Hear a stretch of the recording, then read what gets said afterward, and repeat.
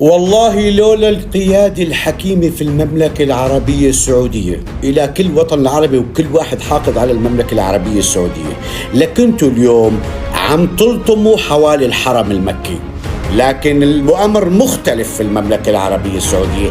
لما الأفعى تبخ سمة في العراق وفي سوريا وفي لبنان وجاي تبخ سمة في فلسطين وفي اليمن وانقطش راسها في السعودية، هذا الكره اللي انتم متعلمينه هن علموكم اياه عشان يوصلوكم. والله لا تشتهوه مثل ما مشتهين القدس نحن نقعد فيه. لكن الحمد لله رب العالمين في قيادة حكيمة وفي يد بتضرب من الحديد. هذا الكلام الصح في المملكة الأردنية الهاشمية المملكة العربية السعودية.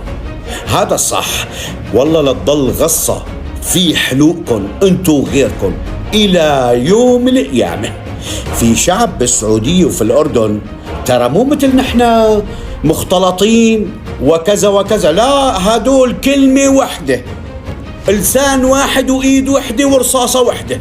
ما في هذا الكلام، ما في كف على وجهك انت وياه، انتهى.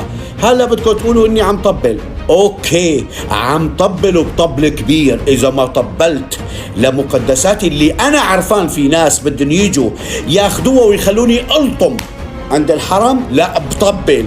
لما نزل فيديو للفنان لطفي فوشناق بسهرات رمضانية وكذا وهيك، بتيجي الناس بتسب على السعودية بدل ما يسبوني. طب ليه شو هالحقد هذا؟